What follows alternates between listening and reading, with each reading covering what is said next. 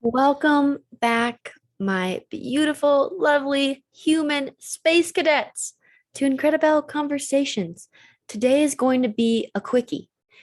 I want to talk about the secret behind changing your physiology and why this can be the game changer in your life, along with the mindfulness and the presence and the practices, the breath work, the movement, along with our practices and what we do day to day. Why can physiology and changing that be what finally pushes us where we need to go, where we want to go, and even better yet, where we get to go? So, with that being said, let me just give you this little thought, food for thought. Think about every time you say, I need to do something, I have to do something, I want to do something. And think about saying, I get to do something. And say that out loud. Say this with me. So repeat after me. I have to do this. I have to do this. How does that feel in your body? I have to do this right now. I have to walk the dog. I have to finish this paper. I have to make dinner. I have to work out. Do you feel inspired from the inside out to do that? Verse, repeat after me. I get to do that. I get to walk the dog. I get to make myself dinner. I get to work out. Ooh, what does that feel like in your body?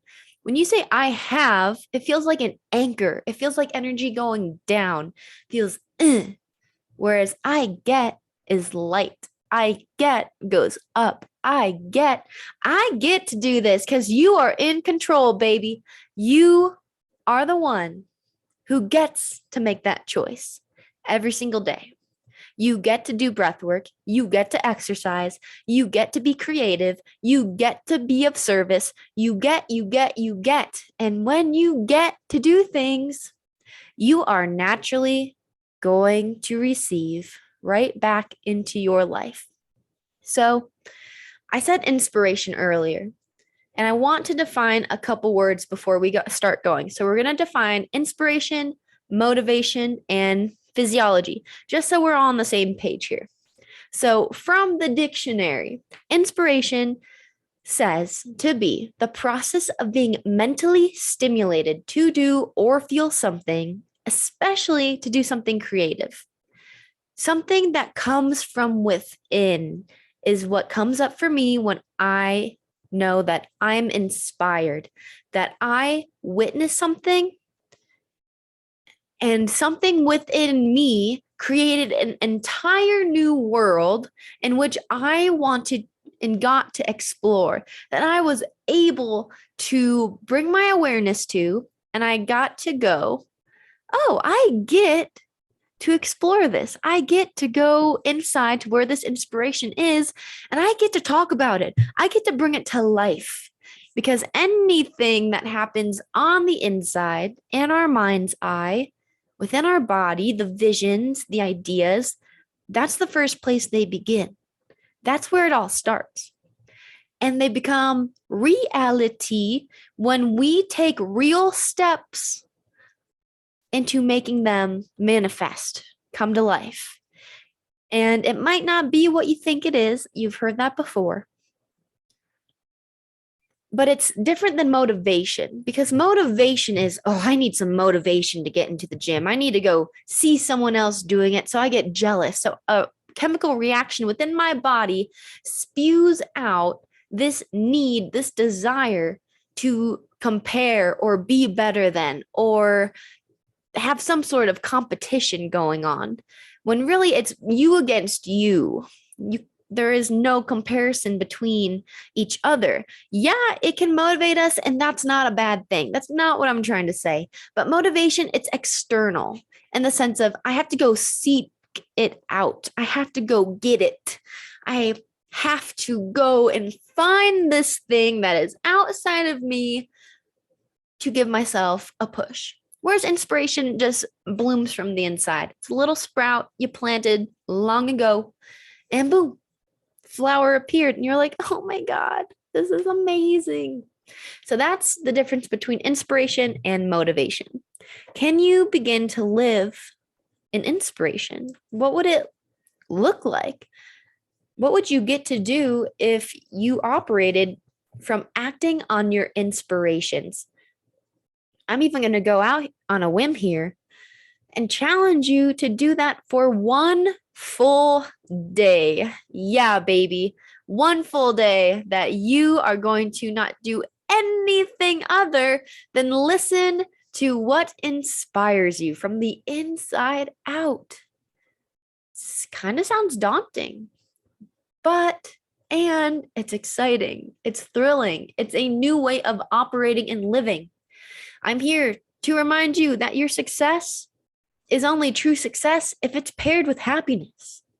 If you're successful with billions of dollars and all of this money in the world, all of these experiences, these material things, but you're a lonely little duck on the inside, that's not success. It is to some degree, to some people, but in my opinion, if you are not happy, what does it matter if you're successful? If you can be happy and dirt poor, you are successful. You know the inner game, because that's what this all is. It's all an inner game. And that's where we come in with the physiology piece, where we take control of our autonomic nervous system once again. So think about a time when you were really nervous for something, maybe a job interview, maybe to meet a new person you had sensual interests in. Perhaps it was facing someone after you made a big mistake. Think about how you felt in that moment or what you might feel. Maybe it's nervousness, fear. Maybe it's agitation. Maybe it's anxiety, overwhelm, not feeling grounded.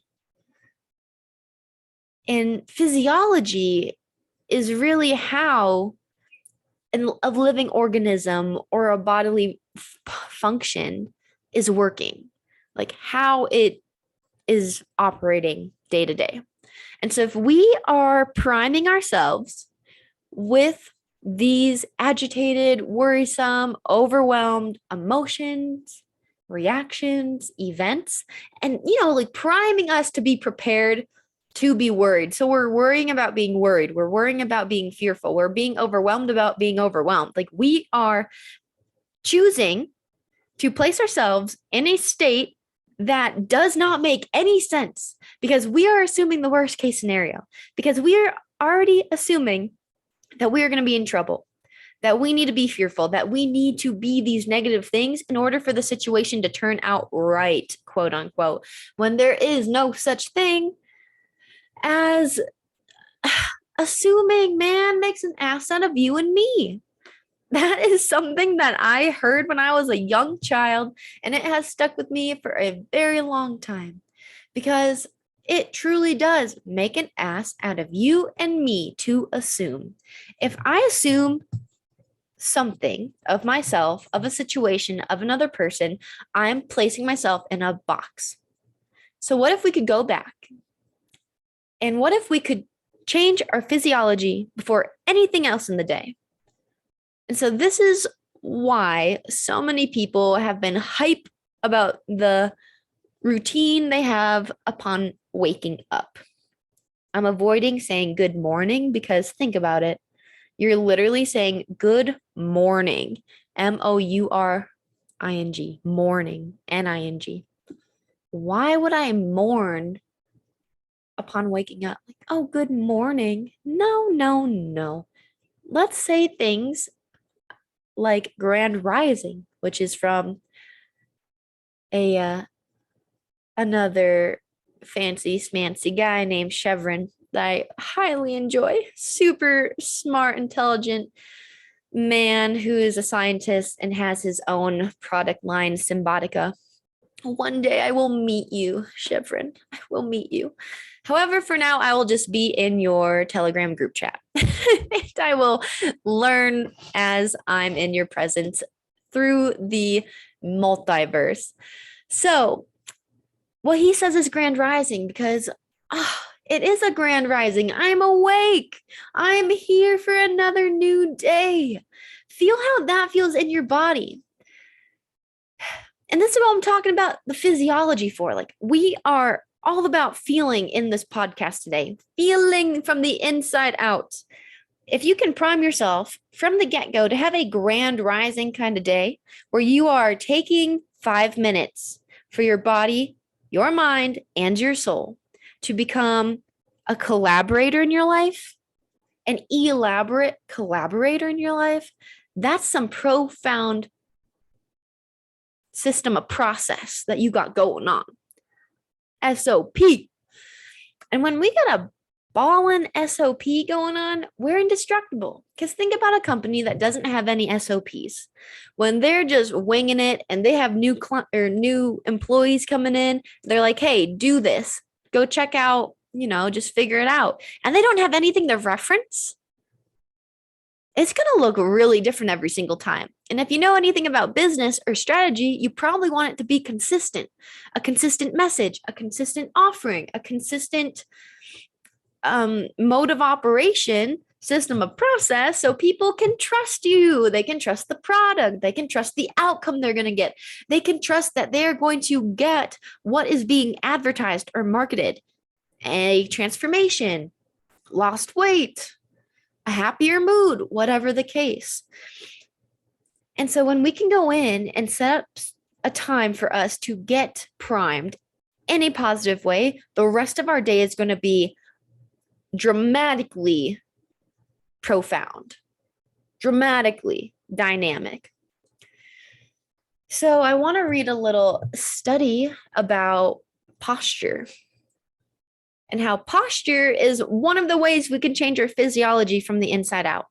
So if you stand with your hands on your hips, a wide stance for 2 minutes, and you breathe in and out, you are automatically going to have a higher confidence rate. I forget the percentages. I don't have that research paper up.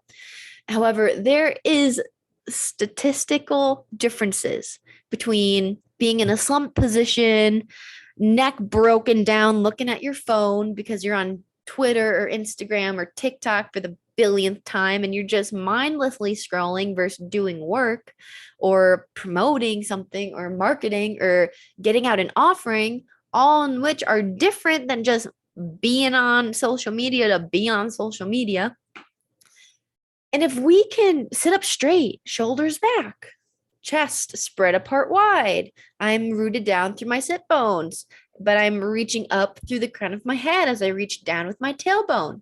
Like, get into that position as I speak it, and you feel like a much more secure and stable person. Human being lesson 101, you gotta trust yourself before anything else. If you do not trust yourself making decisions and what you want to do, eat, say, be, if you are not fulfilling tasks that you have set out for yourself throughout the day, you're just blowing them off and you're not committed to them, you are telling yourself over and over and over again that you are untrustworthy, that you are unsafe in your body, that you are not in charge of your life. Just like showing up for work. If you can show up for someone else's dreams, what's the difference for showing up for yourself? Why is that hard? Why is that any different? Are your dreams not worthy? Oh, does this other person suddenly have magical powers that make them better than you? Oh, you're not smart enough? No, none of that is true. Those are all lies that we tell ourselves, that we program into our bodies every single day. And so this is from Science Daily. And researchers found that people who were told to sit up straight were more likely to believe thoughts they wrote down while in that posture concerning whether they were qualified for a job. On the other hand, Those who were slumped over their desks were less likely to accept these written down feelings about their own qualifications. Literally things that these people know that they can do, they did not believe in because they were literally not sitting up for success. Most of us were taught that sitting up straight gives a good impression to other people. But it turns out that our posture can also affect how we think about ourselves. If you sit up straight, you end up convincing yourself by the posture you're in. And this is all said by Richard Petty, co-author of the study and professor of psychology at The Ohio State University. Just looking and seeing if I want to say anything else from this article. Not quite. So that's where we are. That's where we are in our physiology. And think about when you're also in your physiology. If we are priming ourselves for the worst case scenario, baby, you are thinking that there is a motherfucking tiger running behind you. It's about to snatch you up and eat you like a delicious little snack. Your fight and flight mode are on. Your cortisol is being pumped out into your appendages like no tomorrow. That is not good, because that means because of this excess cortisol being pumped through our bodies, going out to our limbs, blood and oxygen and energy are being put out to probably the less useful parts of the body. Yes, we need to walk. Yes, we need to use our hands, arms, head, all the things. Our brain is up in our head, all of the good stuff. However, think about this. Your core holds your heart, your lungs, why you can breathe, how your electromagnetic self exists in this electromagnetic reality, how our liver detoxifies the body and the blood, how our kidneys do what they do, our spleen, our intestines, our digestive system, how we eliminate waste from the body. It is all in the core. In yoga, oh my goodness, think about this. We are told that to activate the muscles of the core allows us to stimulate, massage, and activate our organs, helps them to work more efficiently because they do a pretty amazing job every single day, 24 hours a day, without complaining. And they can only do their best job if you are making choices that support them. This is why I made a women's nutrition and herbal living guidebook, because it teaches you about the spleen, liver, kidney, lungs, heart, all of the organs that have chi centers that need help being activated, supported, detoxed, if that's where you're at in your life. Because our chi matters so much. Our chi is in our physiology. It is how we move energy up and out of us. This is, if we haven't moved in a while, we're stagnant. We're putting dead food inside our bodies. We're drinking dead water full of chemicals and toxins. We have a Roundup going through our veins. We got toxins all over the place at these very minute levels that build up because we do this every day. This is where the symptoms of chronic disease play in, where cancer falls into play, where we get eye problems, we have ear problems, we have bowel problems. All of the problems come from not activating ourselves efficiently. And yes, welcome to Isabelle's hour of rant as we move on. And I bring all of this up with love and care because when we are constantly in the fight or flight mode, we don't think straight. Like, we're thinking from the brain that has 5% of control over our existence, whereas our subconscious mind controls 95% of our reality.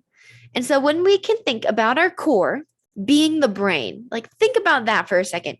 Your core is the brain. Whatever you feed your core, it's going to crave more of that. You feed it junk food, it's going to crave junk food. And then guess what? You're going to starve the biome that needs carrots and broccoli and juice and mangoes and healthy things for your body, living foods that are of a high cellular density compared to junk food. That is complete dog crap, probably worse than dog crap. Maybe not, because dog food is also just as terrible as human food, but we're not going to go there today. Coming up soon, y'all will have an amazing episode with a beautiful human who has done a lot of work with her pup in finding different herbal remedies to calm him down, and how it has allowed him to go from a pretty aggressive pit bull to someone who is cool, calm, collected, and is able to move in the world without protecting all the time. And so that is the whole lesson here. Feed your body so you don't have to be in fight or flight mode because you feel like you need to protect yourself at all hours of the day because you don't feel safe in your body because you can't make decisions and follow them through that make you feel good. Calling you out, I'm not sorry about it because I used to live this way. And I am saying this message so that you can stop living that way and you can begin to add in rituals. I'm not saying to let go of anything, I'm saying to add in rituals to live a more trustworthy, safe, secure, effective lifestyle that is grounded in your presence.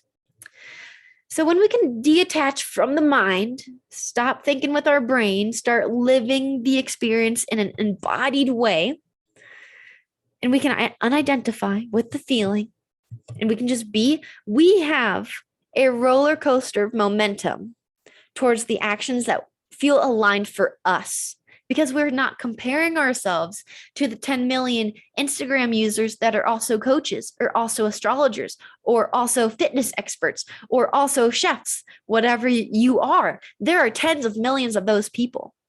And so the only way to stand out apart from those people is to be you. That is your golden ticket, baby, to get into Willy Wonka's chocolate factory. Be you. Be you.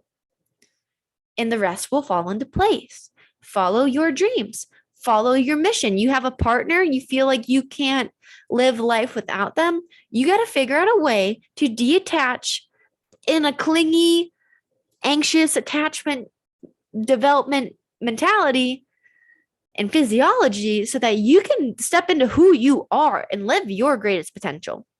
Because your partner is great.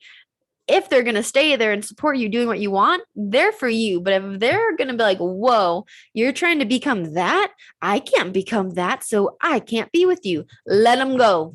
Let them go to the fish. Because, honey, you cannot keep playing the small game. So, when we have this awakened aligned awareness, where our posture allows us to become certain about our lifestyle, and we prime ourselves from the get-go every single day to be in that mode of operation, we feel more powerful than ever to take aligned action towards what we want. We let go of the shackles. We open the door that says, I am unstoppable. But to go through the door, you must leave behind something. What are you going to leave behind? For me, it's fear, worry, doubt, and judgment. I'm going to let go of fear, worry, doubt, and judgment as I walk in through the I am unstoppable door, because those things don't belong there. Those things stop me in my tracks. Cold sweat, not beneficial. So as we continue on with our conversation, it can be difficult or a challenge to let those things go when we are not prepped for it. So this is where practice comes into play. So let's talk about fear real quick, just to make this a little bit easier to digest. I'm going to take a drink of water because I'm parched. All right. Unreal situations that you make up define your reality. True or false? I'll give you a second to think about it. When in your life have you created a false scenario based off an assumption that you made about how a situation was going to play out to protect yourself from success? Because you did not have anyone to model what that was, to defy self-sabotage.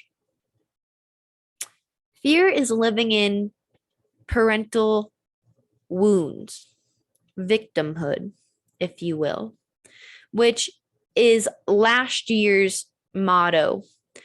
That has to that needs to be healed 10 times over. Because the only problem that you actually have in this life is believing that you have a problem. Hear that again. The only problem that you have in life is believing that you have a problem. That comes from Peter Crone. That blew my boobs straight out of my t-shirt when I heard that. He is an amazing, amazing person doing amazing work. I highly recommend you check him out. But let's think about that. If you could dissolve what you think the problem is that you have, what would be left? Freedom. All you would have is freedom to make a new choice, to become a new person, to step through the door in a new way, to embody your desires, your wants, your needs with authority. Because the only problem you ever have is believing that you have a problem. What someone says to you in the past doesn't become who you are. A mistake you made in the past doesn't become who you are. The past doesn't exist anymore. All that exists is your emotional identification to that moment. So if you can release the emotional identification to that moment, you are going to be free. So how do you release? Well, two things. First and foremost, repeat after me. I feel blank. I feel sad. I feel anger, whatever that is. Now, let's say I am anger. I am fear. I am afraid. I am whatever word you want to insert. And this is where the identification process becomes a verbal commitment within yourself. When you tell people, I am fat, I am insecure, I am unclear, you are verifying that you are that thing. Thus, identification has been in play. Whereas I feel is a communication of an experience of emotion. You are experiencing the emotion of fear, but you are not fear itself. So that is a big one to begin releasing identification with emotion. And if you want to go a step further and do a practical tool, I got you. And I'll write it, I'll speak it for you. Let me pull it up here quick. This is from my Conscious Alignment Method membership. So how we do this is we meet every first Sunday of the month. And my beloved client started during Aries season, the kickoff of it all. And so how we move through this is through the zodiac seasons. So Aries season, Taurus season, Gemini, etc. And in this, we have a medicine for each month with rituals and practices to integrate the medicine. Medicine of Aries season, movement, mindful movement. And she's been on a 6-week program that I created that's available on my website if anyone's interested in just the movement program itself. But it's all about finding the courage to trust yourself and what you need. Because I build a guideline, not a strict, I must do it this way. If you can do that, amazing. But if your body is telling you one thing, you listen to your body above all else. So I coach people on how to trust themselves to make decisions that feel good for them. I literally teach you to trust your alignment. And so month 1 was physical movement. Month 2 is breath work because it's Taurus season. Taurus rules the throat and the lungs. Air, it's a slower time. We want to become more connected with our internal world. Well, that's going to require going inward. And the only way that we truly come out from going in is going through. And so when we learn breathwork techniques and we use them, which I'm about to share one technique before I wrap all of this up, because this is how we really change the physiology in our bodies. We come home to the self. And so by coming home to the self, we let go of what is not us. And so this is something that I've learned through the Sedona method, reading the book. And this is a very basic way of doing it. So on one column, you're going to write issues I believe I have, or problems I believe I have, and make a column for that. And then write down all of the problems that you believe you have in life, whatever you want, but make sure that there's space in between each problem you write down. In the second space, you're going to write, when did this begin? When did I start believing this was a problem? A month ago, yesterday, a year ago, 10 years ago? No judgment, be gentle, and be freaking honest with yourself. That is the best way to do this, the best way. And write down, a corresponding when for each problem. No necessary dates unless you really can muster those up. And then in a third column, you're going to write down what event happened during that time frame of when the belief of the problem began. So when you can do that, and you have all of that written out, drink a lot of water, feel safe and comfortable in your body, light some nice candles, have your favorite clothes on, make this a ritual. And then you're going to answer 4 different questions. So the first question is, could you allow yourself to welcome in the feeling of anxiety or whatever problem that you wrote down? Begin to name how you feel this in the body, what it makes you feel, the thoughts that accompany it. Like, put yourself in the feeling of whatever that problem is. Could I allow myself to welcome in feeling this problem? And allow the memories to come up. Be in the thick of it. Sit here and breathe for a little bit.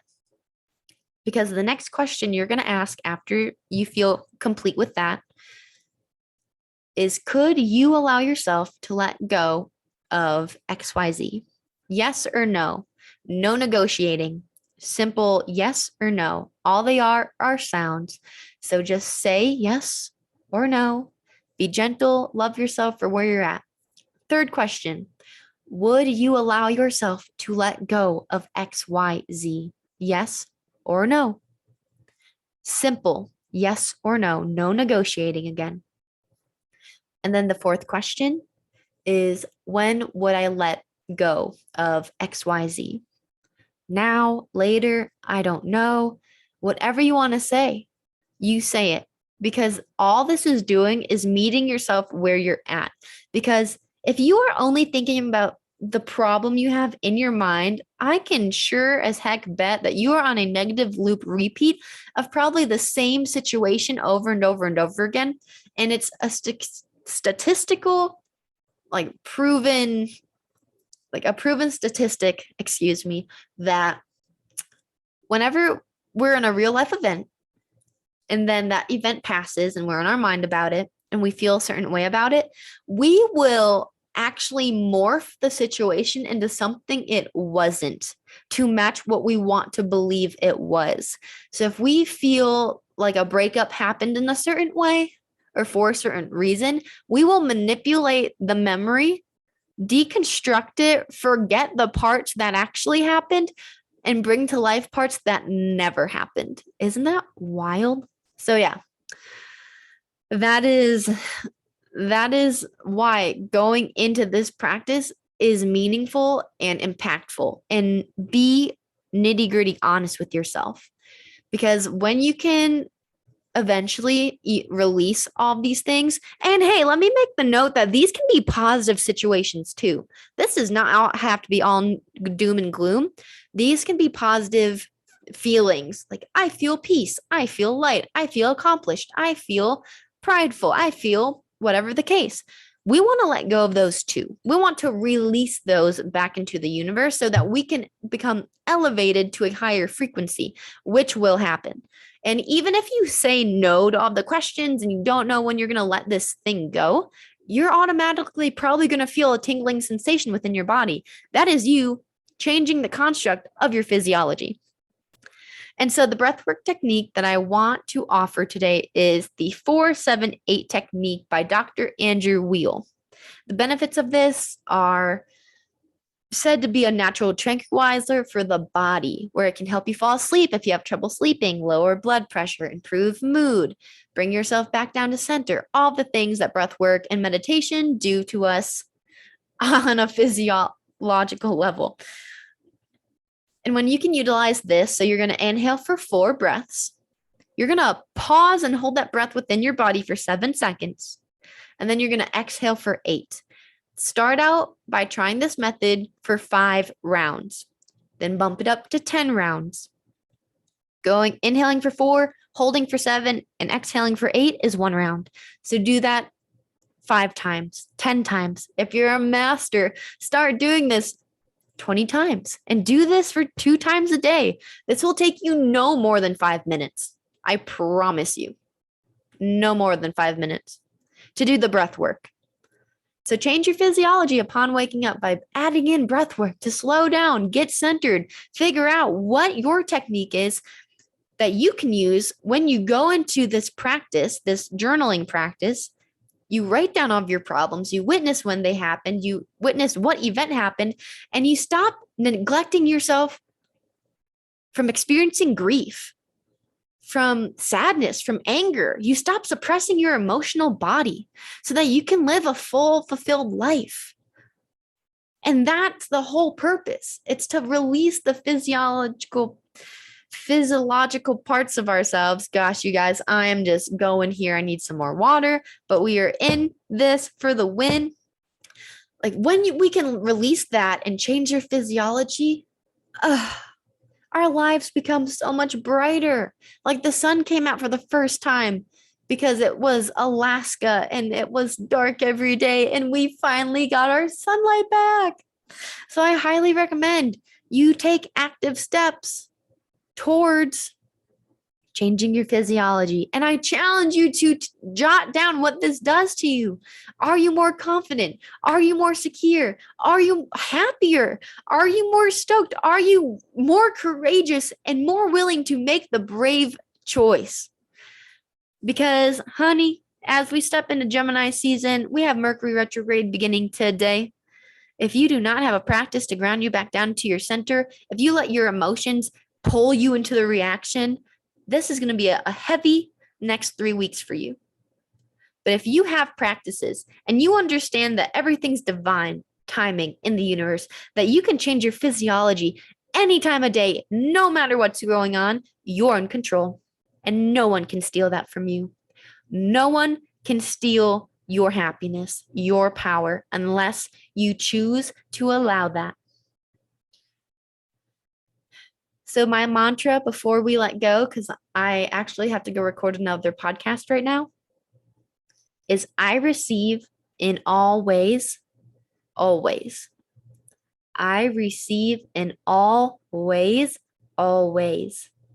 I receive in all ways, always. I hope that you were able to take something from this episode. I love you so much. And know that you have the power to change the world. Change your corner of the world and watch the ripple effect happen. Create a physiological difference each day and see what you can accomplish. I love you guys. Reach out if you would like to bounce back and forth with me between this, if you want to do this exercise together, if you want to get into the CAM membership, it's going to be opening again in June. So stay tuned for that. If you want to jump into that 6-week movement training, that's on my website. You can purchase it. I'll get in contact with you and we will start with a one-on-one. We'll get started, have a fitness assessment, whole shebang. So I love you. I'm here for you and have a magical rest of your day.